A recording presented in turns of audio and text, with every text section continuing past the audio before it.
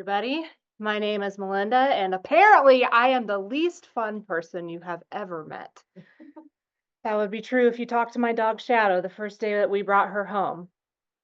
It's fine. I would always just tell her that she was the only lab I ever liked. I can see I've made a lot of friends in the room. Listen, labs are great dogs. I totally get the hype. It's just that on a personal level, I have not had great experiences with them. I could tell you lots of stories. The latest one that I lived with at the time had eaten the entire contents of my purse and the drywall and the couch twice and the internet twice, which at that point I wasn't even really mad. I was just kind of impressed. So it hasn't gone well with me when it comes to labs specifically. It's one of those things in my life that I'm alone in the arena, whether by opinion or circumstance. I'm on my own on that one, and it's fine. That tends to be a theme in my life. Maybe a conversation for therapy. It's no shade to the people that love me. I just tend to have the bullies that you can't really dunk their head in a toilet. Like whether it's the mean girl at school or a professor that has it out for me or the neighborhood bully or in some cases a lab. So imagine my surprise when early into my marriage, I'm at the animal shelter with my husband and with our with our dog Kevin. Kevin's a girl, don't worry about it. And a kind shelter worker was helping us find a dog that could be a match for us. And she brings out this dull haired, underweight, full blown case of heartworm black lab mix. And immediately in my head, I was like, no, I am not dealing with heartworm. I'm not dealing with a lab. I'm certainly not dealing with a lab with heartworm. This is not a match.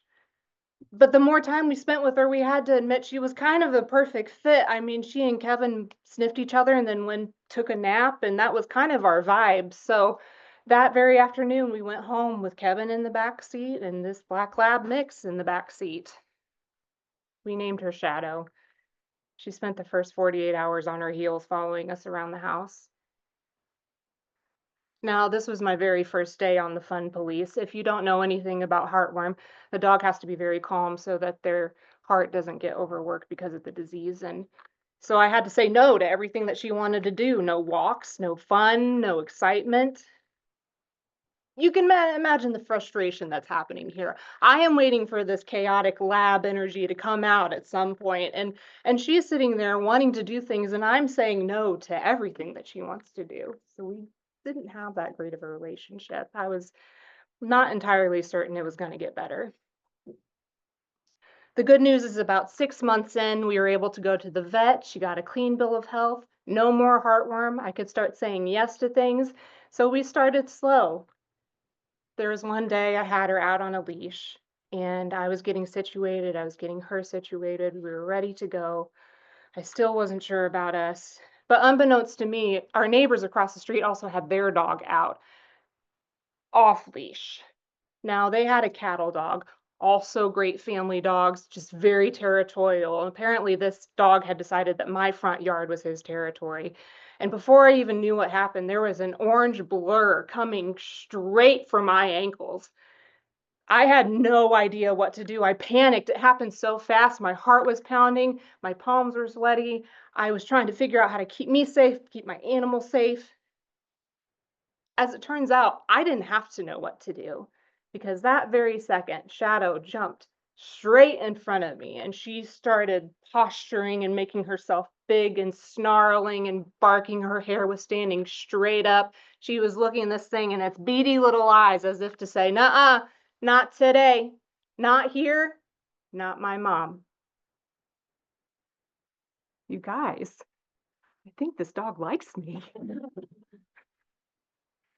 The dogs had a little bit of a tussle between me and the neighbors. We were able to get them separated. Nobody was worse for the wear except for me because my finger was pointing in the wrong direction. I found out some frustrating things that afternoon. I would get an ER bill and a raging case of carpal tunnel for the next year and a half. And that same dog would be wandering in the neighborhood for years after. Nobody had learned a thing from this whole interaction.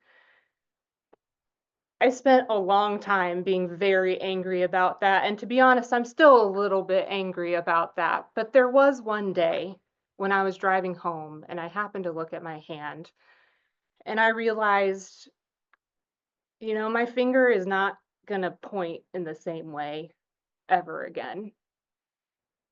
But now I have a reminder of someone who was in the arena with me against the neighborhood bully. We said goodbye to Shadow about 2 years ago. She had lived a long and happy life, and she had let us know that she was tired. About a year ago, we were back at the shelter with Blake and with Kevin, and another kind shelter worker was helping us find maybe a match. They were leading this dog down the hallway towards us, and we would find out later that he was missing about half of his hair because he was so sick. He had about 3 different parasites and a skin infection, about 20 pounds underweight. He had been on his own for a long time. This is definitely wishful thinking talking, but I can't help but wonder if maybe Shadow was walking next to him saying, "Go home with these people. They will help you." And when they opened the door, what was I looking at but a purebred chocolate lab? His name is Lloyd.